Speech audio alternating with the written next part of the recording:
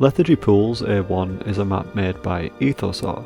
It was made about a week ago and I downloaded it basically as soon as I was made aware of it. The map features many, and I mean many, custom models and hidden secrets and a bunch of other really cool things. So we're going to explore it today.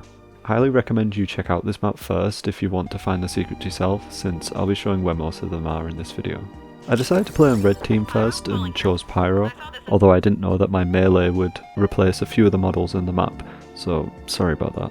Don't worry though, I'll be changing classes later on. But like I said, this map has a bunch of custom models and textures, like this door, and I think it's pretty cool, honestly. I noticed this lady and she's holding a sign that has a bunch of rules for the pools on it. Also, something you'll probably come to notice is the creator of this map likes his slime girls. This is the appropriate reaction to these posters, honestly. Now I saw this water slide, but I didn't want to go down it just yet because I'm not done exploring this spawn room. I was quite sad when I tried whacking this, but nothing happened. So I left the spawn room and I immediately found this explosive barrel, and I needed to test something.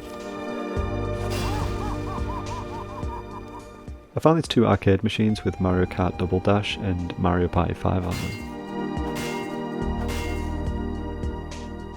I was happy to know that these slides worked.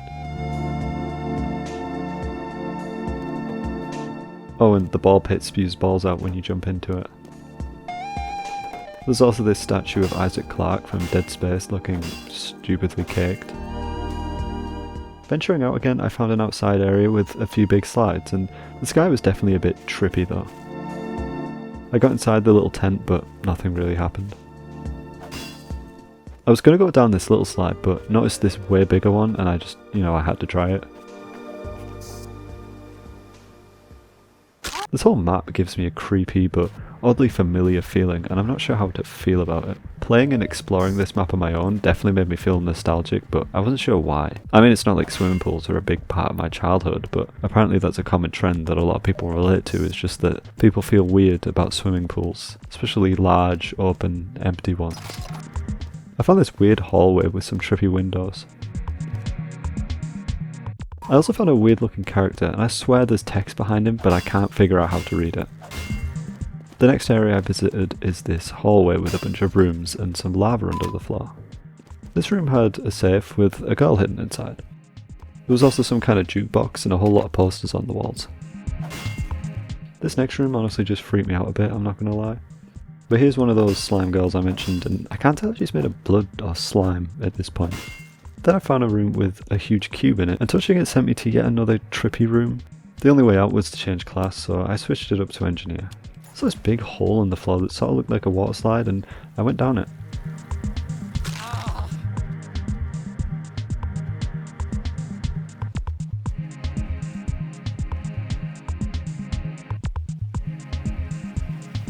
It spat me out into a different big pool room, because there's two big pool rooms.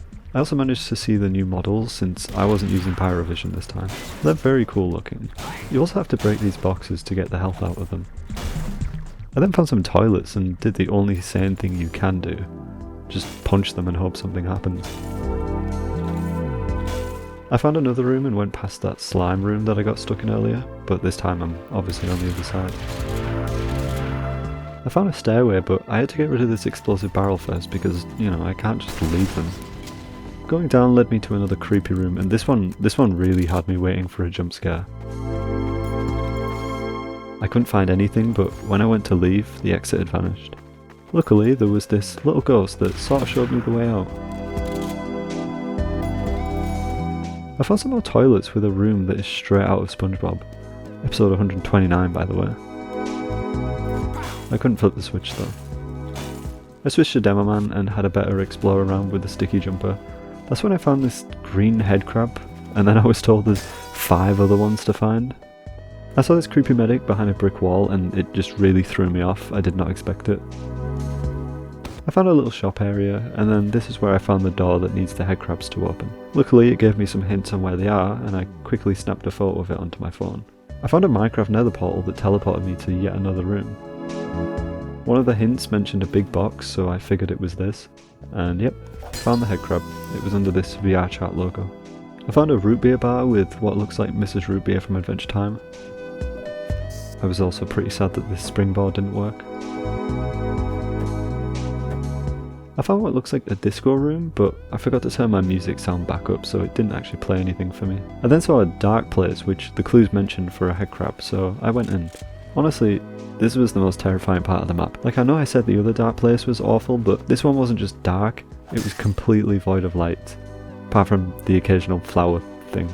Anyways, I made my way through and I found the third headcrab. I made my way to the toilets to find the toilet headcrab, but after searching for absolutely ages, it was just nowhere. I also tried to get in the hole in the SpongeBob room, but I had no luck. I found a few more things. There was a witch girl up here, and then next to it there was this Half-Life 2 looking area, which actually had the toilet headcrab inside of it, so mission accomplished I suppose. There was another area here, but I fell before I could reach it. I went exploring again, and I found this small mouse hole with some cheese and a mousetrap next to it.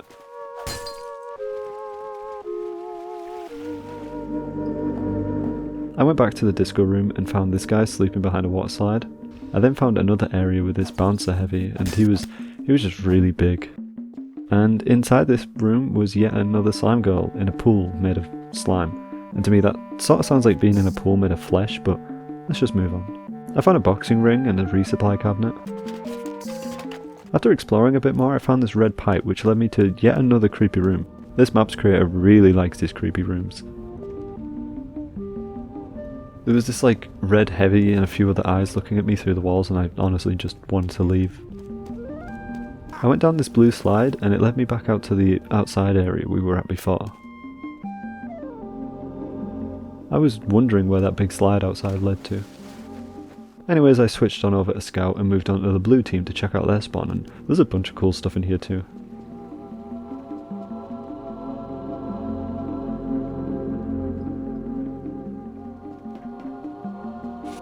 I found this big weird purple head and a big sign that says do not break, so obviously I shot both the head and the sign, but nothing happened. Also, this watermelon bleeds for some reason.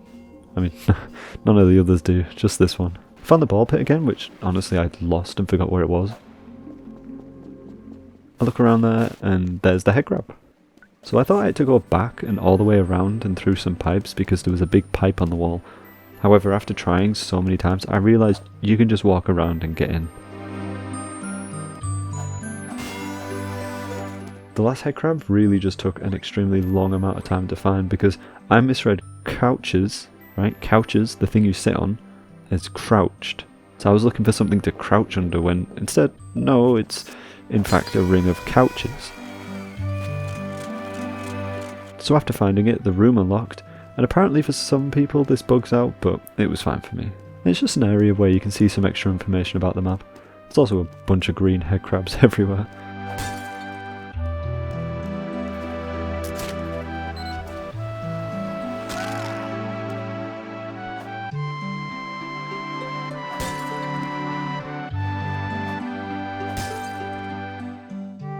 Found this door and it seems to take damage because it makes damage sounds, but I couldn't break it no matter what I did.